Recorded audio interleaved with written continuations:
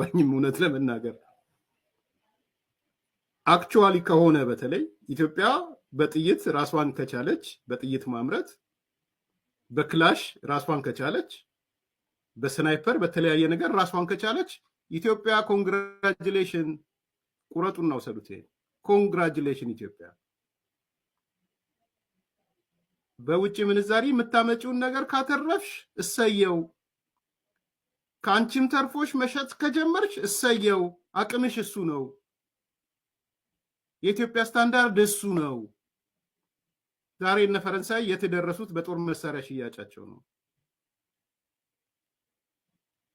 ዛሬ ብዙዎቹ ያደጉ ሀገሮች ትልልቅ የጦር መሳሪያ ባለቤቶች ናቸው ምንድነው አይነ ደም የሚለብሰው ኢትዮጵያ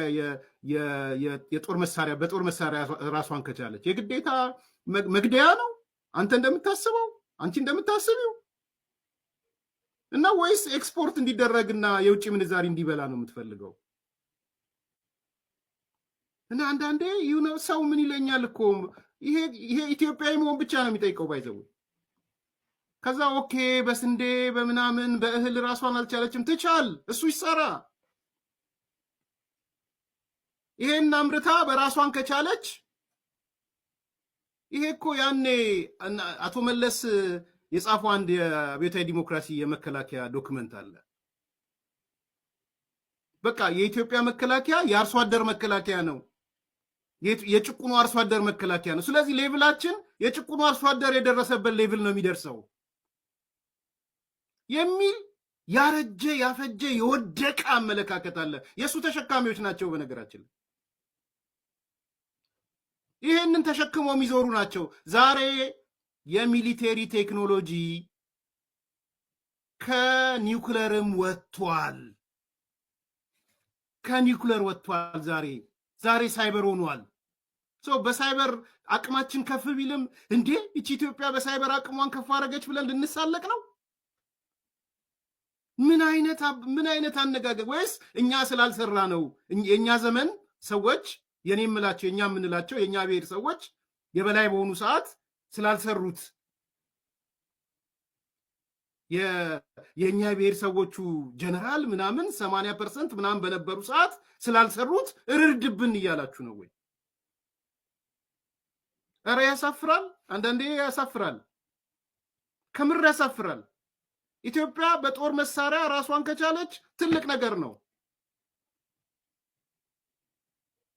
የጦር መሳሪያ ራስዋን ቻለች ማለት የራሷን ሰዎች ትገላለች ማለት አይደለም መግደልማ ገዝተም ትገላለህ እኮ ምንድነው እንትኑ what different ያለን ገንዘብ አሟጠህ አውጥተህ ለሌላ ነገር ትተህ መሳሪያ ገዝተህ የመግደል ሱስ ከሆነና መግደል ከሆነ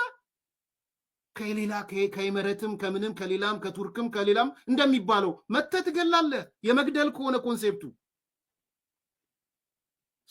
ኢትዮጵያ በሚዲያው መከላከያው ጠንካራ እንዲሆን አይፈለግም ይሄ ነው ባይዘዌ ኢትዮጵያ መበታተን የሚፈልጉ ሰዎች አሰማችኋለሁ አቶ ገዱናውን ለምንድነው እነዚህ ኃይሎች የሚፈልጉ ሲል ቁጥር 1 ይልና አቶ ገዱ አንዳርጋቸው መከላከያን መበተን ስለሚፈልጉ ነው ይላሉ መከላከያን መበተን ማለት ኢትዮጵያ መበተን ስለሆነ መከላከያን ማጣጣል ይፈልጋል ለኔ ግን እንኳን ደስ ያላችሁ የክላሽ ማምረቻ የስናይፐር ማምረቻ የጦር መሳሪያ ማምረቻ በቅብብሎሽ ከደርግም ጀምሮ ይሁን ምናምን ከደርግ ተሻግሮ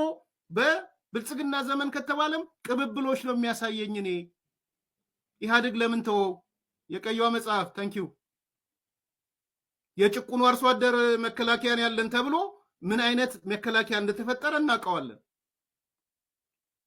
እኔ የህይወት ምስክር ነኝ እኮ የአምስተኛ ክፍል ተማሪ ጀነራል የሆነበት የህይወት ምስክር እኮ ነኝ ፊፍዝ ግሬድ በፊፍዝ ግሬድ ጀነራል ይሄ ሊታሰብ አይችልም የምርን ነጋገር ከተባለ አንዳንዴ ገመናችሁን መደበቅ ይሻላል ነገ ኢትዮጵያ የሳይበር ልህቀት ላይ ቁጥር 1 ሆነች ቢባል ቆም ያጨበጭባለሁ ኢትዮጵያ የአይበለውን የኒውክለር ባለቤት ብትሆን አይበለውና ነው ደስ ይለኛል ቆም ያጨበጭባለሁ